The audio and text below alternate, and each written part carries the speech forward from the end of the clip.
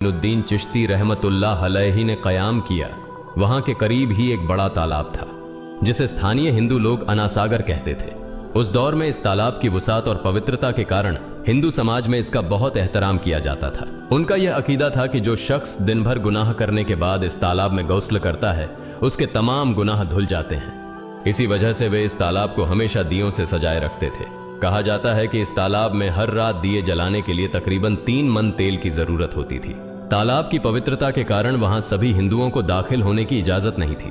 सिर्फ आला तबके के ब्राह्मण ही वहां गौस्ल कर सकते थे और तालाब के पानी को छू सकते थे। उनका यह मानना था कि अगर ब्राह्मणों के अलावा कोई और तालाब के पानी को छू ले तो पानी नापाक हो जाएगा।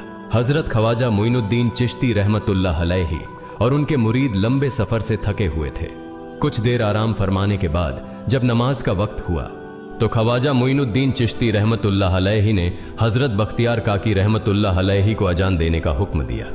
हुक्म पाकर हजरत बख्तियार काकी रहमतुल्लाह अलैहि ने अजान देना शुरू किया। उस वक्त हिंदुस्तान में तौहीद का पैगाम और अजान के अल्फाज किसी ने नहीं सुने थे। जब लोगों ने पहली बार अजान के अल्फाज सुने तो उनके दरमियान हलचल मच गई। लोग अपने घरों से बाहर आकर एक दूसरे से कहने लगे, ये फकीर लोग कहां से आ गए और ये क्या पढ़ रहे हैं। अजान खत्म होने के बाद हजरत ख्वाजा मोइनुद्दीन चिश्ती रहमतुल्लाह अलैहि और उनके साथियों ने अनासागर तालाब पर जाकर वुजू करना शुरू किया।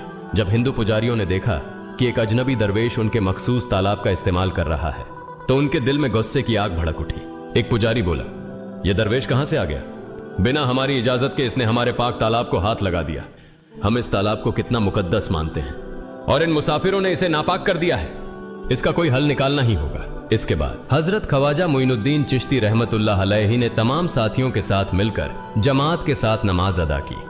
लोग ये मंजर देखने लगे और कहने लगे, ये तो कोई अजीब फकीर है। हमारे मंदिरों में सब देवी देवता मौजूद हैं और ये उनकी इबादत न करके किसी नए खुदा की इबादत कर रहा है। अगर मंदिर के बाहर भी कोई खुदा है तो उसे भी मंदिर में रखा जाना चाहिए ताकि लोग उसकी भी पूजा कर सकें। शाम ढलने लगी। शाम होते ही राजा पृथ्वीराज के ऊंटों के चरवाहे अपने ऊंट लेकर उस जगह पहुंचे। इत्तेफाक से हजरत ख्वाजा मोइनुद्दीन चिश्ती रहमतुल्लाह अलैहि उसी जगह पर तशरीफ फरमा थे जहां आमतौर पर राजा के ऊंट आराम किया करते थे।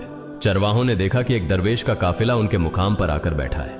उन्होंने हजरत ख्वाजा मोइनुद्दीन चिश्ती रहमतुल्लाह अलैहि और उनके साथियों से कहा, अरे फकीर बाबा, आप कहां से तशरीफ लाए हैं और यहां आकर बैठ गए?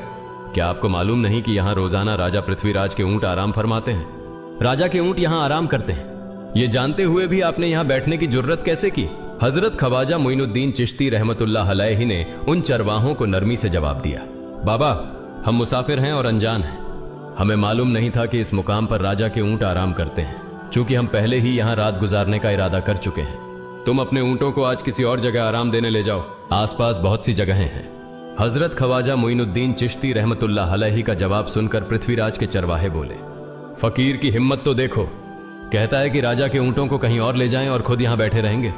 फकीर बाबा, यह तो हरगिज मुमकिन नहीं है। राजा के ऊंट अपने ही मुकाम पर बैठेंगे। यह कहकर चरवाहों ने हजरत ख्वाजा मोइनुद्दीन चिश्ती रहमतुल्लाह अलैहि और उनके साथियों को वहां से उठाने के लिए दुर्व्यवहार करना शुरू कर दिया। हजरत ख्वाजा मोइनुद्दीन चिश्ती रहमतुल्लाह अलैहि बहुत ही सरल स्वभाव के थे। जब उन्होंने देखा कि चरवाहे दुर्व्यवहार कर रहे हैं तो उन्होंने बख्तियार काकी रहमतुल्लाह अलैहि से कहा, बख्तियार, हम यहां बैठकर क्या करेंगे? जब राजा के ऊंटों को यहीं बैठाना है तो रहने दो, ऊंट यहीं बैठे, हम यहां से जा रहे हैं। यह कहकर हजरत ख्वाजा मोइनुद्दीन चिश्ती रहमतुल्लाह अलैहि अपने साथियों के साथ वहां से चले गए। अगली सुबह जब ऊंटों को फिर से चरागाह में ले जाने का समय आया तो चरवाहे ऊंटों को उठाने की कोशिश करने लगे, लेकिन बार बार कोशिश के बावजूद वे ऊंटों को उठा नहीं सके, क्योंकि अल्लाह के वली हजरत ख्वाजा मोइनुद्दीन चिश्ती रहमतुल्लाह अलैहि ने कहा था कि ऊंट यहीं बैठेंगे। अल्लाह रब्बुल आलमीन ने उनकी यह दुआ कबूल कर ली थी और ऊंटों को आदेश दिया था कि जब तक मोइनुद्दीन चिश्ती खुद नहीं कहेंगे तब तक वे यहीं बैठे रहेंगे। इसके बाद चरवाहे ऊंटों के न उठने का कारण जानने लगे। उनमें से एक नेक चरवाहा था जिसने कहा, क्या तुम्हें याद है कि हमने कल यहां से एक दरवेश को उठाया था? जाते जाते उन्होंने कहा था कि हम जा रहे हैं, राजा के ऊंट यहीं बैठेंगे। मुझे लगता है कि उनके कहे शब्दों के कारण ही राजा के ऊंट उठ नहीं पा रहे हैं। शायद वह कोई बड़े वली हैं या अल्लाह का कोई अवतार है। इस बात को महामहिम राजा के समक्ष रखते हैं। इसके बाद चरवाहे पृथ्वीराज के पास पहुंचे और हाथ जोड़कर निवेदन किया, महाराज, हमने बहुत कोशिश की, लेकिन आपके ऊंटों को उनके स्थान से नहीं उठा सके और उन्हें चरागाह में घास चराने नहीं ले जा पा रहे हैं। राजा पृथ्वीराज ने आश्चर्य से पूछा, क्या ऊंटों को कोई बीमारी है जिस कारण वे उठ नहीं पा रहे? चरवाहों ने कहा, महाराज, ऊंट पूरी तरह स्वस्थ हैं, उन्हें कोई बीमारी नहीं है। पृथ्वीराज ने कहा, तो फिर वे अपनी जगह से क्यों नहीं उठ रहे? चरवाहों ने कहा, महाराज, कल उस स्थान पर एक दरवेश बैठे थे, हमने उनके और उनके साथियों के साथ काफी दुर्व्यवहार किया और उन्हें वहां से उठा दिया था। जाते जाते उन्होंने कहा था, राजा के ऊंट यहाँ बैठेंगे और उठेंगे नहीं। हमें लगता है कि दरवेश की बद्दुआ के कारण ही ऊंट अपनी जगह से नहीं उठ पा रहे हैं। तब पृथ्वीराज ने हुक्म दिया, अच्छा, जाओ और उस दरवेश को मेरे पास ले आओ। जब हजरत ख्वाजा मोइनुद्दीन चिश्ती रहमतुल्लाह अलैहि पृथ्वीराज के दरबार में पहुंचे तो पृथ्वीराज ने उनसे पूछा, ए दरवेश, आपने मेरे ऊंटों को क्यों पंगु बना दिया है? मेरे ऊंट भूखे मर रहे हैं, कृपया अपना जादू उनसे हटा लें। अगर जादू नहीं हटाया तो मेरे ऊंट भूखे मर जाएंगे। पृथ्वीराज की बात सुनकर हजरत ख्वाजा मोइनुद्दीन चिश्ती रहमतुल्लाह अलैहि मुस्कुराते हुए बोले, हे अल्लाह के बंदे, हम मुसलमान हैं और मुसलमान कभी जादू नहीं करते। तुम्हारे ऊंटों को मैंने नहीं बल्कि इस संसार के पालनहार महान अल्लाह रब्बुल आलमीन ने बैठाया है। उनकी आज्ञा से ऊंट बैठे हैं और उनकी आज्ञा से ही उठेंगे। लेकिन मैं उस सर्वशक्तिमान से प्रार्थना कर सकता हूं कि वह तुम्हारे ऊंटों को उठने की अनुमति दे। इसके बाद हजरत ख्वाजा मोइनुद्दीन चिश्ती रहमतुल्लाह अलैहि ने अल्लाह से दुआ की, हे अल्लाह, इन ऊंटों को उनकी जगह से उठने की तौफीक दें। हजरत ख्वाजा मोइनुद्दीन चिश्ती रहमतुल्लाह अलैहि की दुआ करते ही चरवाहों ने देखा कि ऊंट अपनी जगह से उठकर चरागाह की ओर बढ़ने लगे। यह दृश्य देखकर चरवाहे चकित रह गए और हजरत ख्वाजा मोइनुद्दीन चिश्ती रहमतुल्लाह अलैहि की करामत की खबर पूरे अजमेर में फैल गई। जैसे जैसे हिंदुओं के बीच हजरत ख्वाजा मोइनुद्दीन चिश्ती रहमतुल्लाह अलैहि की करामत की बातें फैलने लगीं और इस्लाम की महानता उनके सामने प्रकट होने लगी, मंदिर के पुजारी भयभीत हो गए। वे सोचने लगे, अगर यही चलता रहा तो सभी हिंदू मुसलमान बन जाएंगे। तब वे पृथ्वीराज के पास पहुंचे और निवेदन किया, महाराज, ये दरवेश हमारे राज्य में अशांति फैला रहे हैं। यदि आपने अभी इनका कोई उचित समाधान नहीं निकाला तो ये दरवेश सभी हिंदुओं को मुसलमान बना देंगे और तब हमारे देवताओं की पूजा करने वाला कोई नहीं बचेगा। आप इन्हें यहां से भगा दें, नहीं तो ये हमें यहां से बाहर निकाल देंगे। महाराज, हम आपको एक और भयावह बात बताना चाहते हैं। ये दरवेश कहते हैं कि जिन मूर्तियों की हम पूजा करते हैं वे पूजनीय नहीं है। उनका कहना है कि ये केवल निर्जीव पत्थर है जिनमें कोई शक्ति नहीं है।